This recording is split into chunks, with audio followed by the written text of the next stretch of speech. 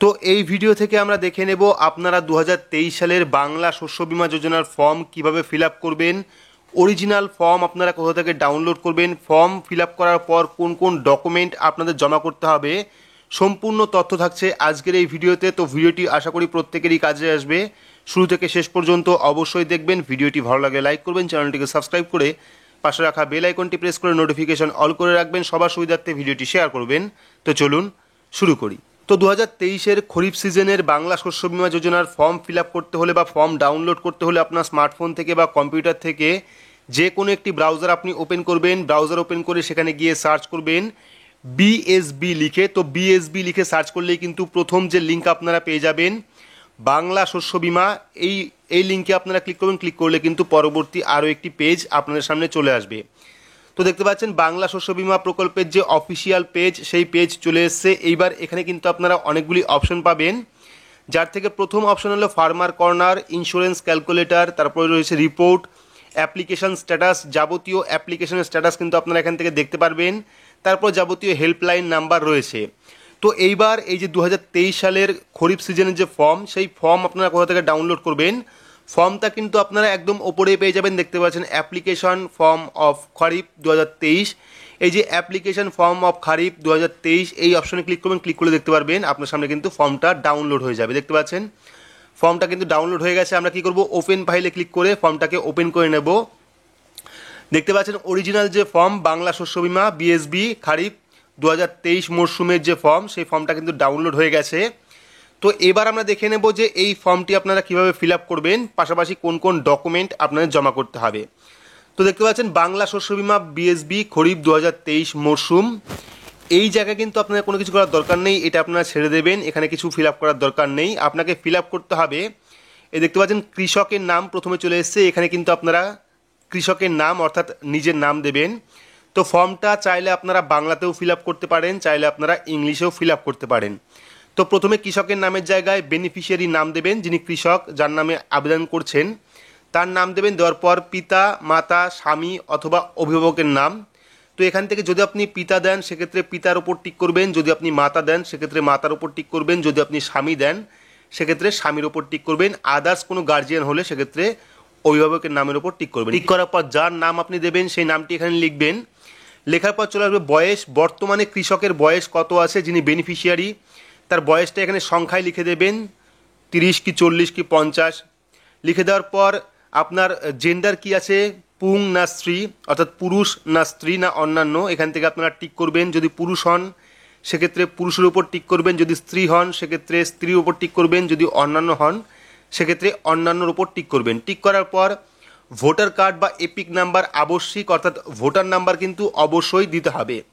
সেক্ষেত্রে আপনারা এখানে ভোটার কার্ডের নাম্বার দিয়ে দেবেন, নতুন ভোটার কার্ডের নাম্বার দেবেন। ভোটার কার্ডের নাম্বার দেওয়ার পর আপনার জাতি কি রয়েছে, জাতি দেখতে পাচ্ছেন এখানে সাধারণ রয়েছে, তপশিলি জাতি রয়েছে, তপশিলি উপজাতি রয়েছে, ওবিসি রয়েছে এবং মোবাইল নাম্বার রয়েছে। তো এখান থেকে আপনারা সাধারণ হলে সাধারণের উপর টিক করবেন, যদি তপশিলি জাতি হন সেক্ষেত্রে তপশিলি জাতির উপর টিক করবেন, যদি তপশিলি উপজাতি হন সেক্ষেত্রে তপশিলি উপজাতির উপর টিক করবেন, যদি ওবিসি হন সেক্ষেত্রে ওবিসির উপর টিক করবেন। টিক করার পর চাইবে মোবাইল নাম্বার, যে মোবাইল নাম্বারটা বর্তমান খোলা রয়েছে সেই মোবাইল নাম্বার এখানে দেবেন।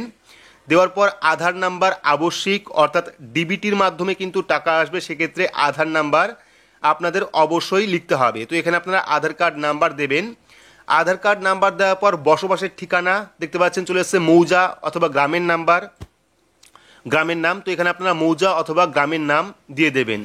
দিয়ে দেওয়ার পর গ্রাম পঞ্চায়েত, আপনি কোন পঞ্চায়েতের অধীনে রয়েছেন সেই পঞ্চায়েতের নাম এখানে লিখবেন। লেখার পর ব্লক, আপনার ব্লক কোনটা রয়েছে সেই ব্লকের নাম লিখবেন এখানে। ব্লকের পর জেলা, আপনি কোন জেলায় বাস করেন সেই জেলার নাম এখানে লিখবেন। লেখার পর কেসিসি, যদি আপনার কিষাণ ক্রেডিট কার্ড থাকে সেক্ষেত্রে ইয়েস হ্যাঁ অপশনে টিক করবেন, যদি না থাকে সেক্ষেত্রে না অপশনে টিক করবেন। টিক করার পর কৃষক বন্ধু আইডি, আপনারা কৃষক বন্ধু প্রকল্পের যে অফিসিয়াল ওয়েবসাইট সেখান থেকে কিন্তু কৃষক বন্ধু প্রকল্পের আইডি পেয়ে যাবেন। সেক্ষেত্রে কৃষক বন্ধু প্রকল্পের আইডি এখানে দেবেন। দেওয়ার পর দেখতে পাচ্ছেন বিমার জন্য প্রস্তাবিত ফসল এবং জমির বিবরণ। এবার কিন্তু আপনাদের ডিটেলস লিখতে হবে। এখানে দেখতে পাচ্ছেন অধিসূচিত ফসলের নাম, অর্থাৎ যে ফসলের জন্য আপনি বিমা করতে চাইছেন সেই ফসলের নাম আপনি এখানে লিখবেন। লেখার পর অধিসূচিত এলাকা গ্রাম, অর্থাৎ প্রথমে ব্লক লিখতে হবে, এখানে ব্লকের নাম লিখবেন, তারপরে গ্রাম পঞ্চায়েতের নাম লিখবেন। এখানে আপনার চাষের জমি যে ব্লকে বা যে পঞ্চায়েতে পড়ছে সেই পঞ্চায়েত বা সেই ব্লকের নাম লিখবেন।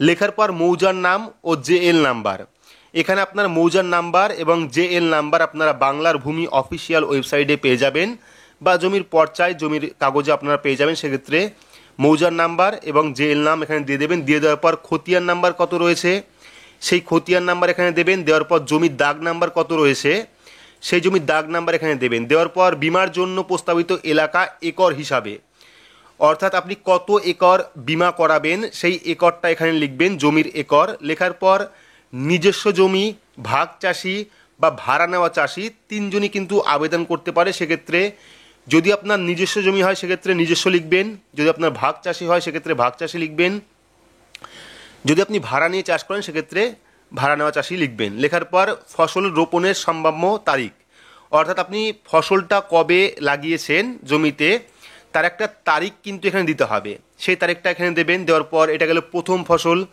যদি আপনি চাইছেন অন্য কোনো ফসলের জন্য বিমা করার জন্য সেক্ষেত্রে আপনি ঠিক একইভাবে সিরিয়াল নাম্বারে লিখে দেবেন, ব্লকের নাম, গ্রাম পঞ্চায়েত, খতিয়ান নাম্বার, দাগ নাম্বার, জেএল নাম্বার লিখে দেওয়ার পর কৃষকের ব্যাংকের বিবরণ, আধার সংযুক্তিকৃত ব্যাংক অ্যাকাউন্ট, অর্থাৎ যে ব্যাংক অ্যাকাউন্টে আধার লিঙ্ক রয়েছে সেই ব্যাংক অ্যাকাউন্ট কিন্তু দিতে হবে। তো প্রথমে এসছে কৃষকের নাম, ব্যাংকের পাসবই অনুযায়ী আপনার ব্যাংকের পাসবইয়ে আপনার নাম যে অক্ষরে আছে সেটা আপনি এখানে লিখবেন। লেখার পর ব্যাংকের নাম লিখবেন, কোন ব্যাংকে আপনার অ্যাকাউন্ট রয়েছে সেই ব্যাংকের নাম লিখবেন। লেখার পর ব্যাংকের ব্রাঞ্চের নাম কি রয়েছে, ব্যাংক কোন ব্রাঞ্চে অবস্থিত সেই ব্রাঞ্চের নাম এখানে লিখবেন। লেখার পর ব্যাংকের অ্যাকাউন্ট নাম্বার এখানে দেবেন। দেওয়ার পর ব্যাংকের আইএফএসসি কোড নাম্বার এখানে দেবেন। দেওয়ার পর ব্যাংকের অ্যাকাউন্টের ধরন, কোন প্রকার ব্যাংক অ্যাকাউন্ট, সেভিংস না কারেন্ট, সেটা এখানে লিখে দেবেন। তো যাবতীয় ফিল আপ করার পর দেখতে পাচ্ছেন ডকুমেন্টের লিস্ট চলে আসবে। কৃষকদের দাখিলযোগ্য নথি বাধ্যতামূলক। তো কোন কোন ডকুমেন্ট লাগছে, প্রথমত লাগছে কেওয়াইসি নথি। কেওয়াইসির জন্য ভোটার আইডি কার্ড এবং আধার কার্ড অবশ্যই দিতে হবে ফর্মের সাথে। জেরক্স কপি দিতে হবে সই করে, প্রত্যেক জেরক্স কপির উপরে সই থাকতে হবে। পাশাপাশি পাসবইয়ের কপি সমেত ব্যাংক অ্যাকাউন্ট নাম্বার, পাসবইয়ের প্রথম পাতার জেরক্স দিতে হবে। প্রত্যেকটা ডকুমেন্টে কিন্তু সই থাকতে হবে। তারপরে খতিয়ান বা পর্চা, সাম্প্রতিক বা পাট্টা বা দলিল এর নকল, অর্থাৎ জমির কাগজে যে পাট্টা বা পর্চা সেই পর্চা কিন্তু আপনাদের দিতে হবে। ভাগ চাষি বা নিজের নামে জমি না থাকলে জমিতে চাষের অধিকার শংসাপত্র, অর্থাৎ পঞ্চায়েত প্রধানের সই। যদি আপনি ভাগ চাষি হন সেক্ষেত্রে কিন্তু পঞ্চায়েত প্রধানের সই থাকতে হবে একটি শংসাপত্রে, এবং যদি আপনার নিজস্ব জমি হয় সেক্ষেত্রে কিন্তু খতিয়ান বা পর্চা ইত্যাদি দিতে পারেন। তারপর রয়েছে সহকৃষি অধিকর্তা, সংশ্লিষ্ট ব্লক বা তার প্রতিনিধি অথবা ভূমি বা ভূমি সংস্কার এবং উদ্বাস্তু ত্রাণ বা পুনর্বাসন দপ্তরের রাজস্ব আধিকারিক বা পরিদর্শক দ্বারা প্রদত্ত ফসল রোপণের শংসাপত্র, অর্থাৎ আপনি যে ফসল রোপণ করেছেন তার কিন্তু একটা শংসাপত্র দিতে হবে। তারপর রয়েছে ঘোষণা, আমি এই জমি, এটা দেখে নেবেন, এটা হলো স্বঘোষণাপত্র। এখানে আপনাকে দেখতে হবে যে আপনি সব কিছু ঠিকঠাক দিচ্ছেন নাকি। তারপর চলে এসছে কৃষকের সই বা টিপ সই। যদি আপনি সই করতে পারেন সেক্ষেত্রে এখানে সই করবেন, যদি আপনি সই না করতে পারেন সেক্ষেত্রে টিপ সই করবেন বুড়ো আঙুলের। দেওয়ার পর সাক্ষীর সহি, অর্থাৎ যে আপনার সাক্ষী থাকলো তার কিন্তু একটা সই এখানে দিতে হবে। দেওয়ার পর দেখতে পাচ্ছেন প্রাপ্তি স্বীকার, এই জায়গাটা আপনার ফিল আপ করার দরকার নেই, ঠিক আছে। তারপর প্রাপ্তি স্বীকারে কী রয়েছে, স্ত্রী বা শ্রীমতী, এখানে কৃষকের নাম লিখবেন, স্ত্রী হলে শ্রী, মেয়ে হলে শ্রীমতী। লেখার পর স্বামী, পিতা বা অভিভাবক, এখানে আপনার বাবার নাম অথবা মার নাম বা স্বামীর নাম লিখে দেবেন। লিখে দেওয়ার পর গ্রামের নাম লিখবেন। লেখার পর গ্রাম পঞ্চায়েতের নাম লিখবেন। লেখার পর ব্লকের নাম লিখবেন। লেখার পর জেলার একজন কৃষক, তার নিকট হইতে এখানে তারিখ লিখবেন, কত তারিখে জমা করবেন ফর্মটা সেই তারিখ লিখবেন। লেখার পর কোন ফসলের জন্য আপনি বিমা করছেন সেই ফসলের নাম লিখবেন, ঠিক আছে। একর হিসাবে একরটা এখানে বসিয়ে দেবেন।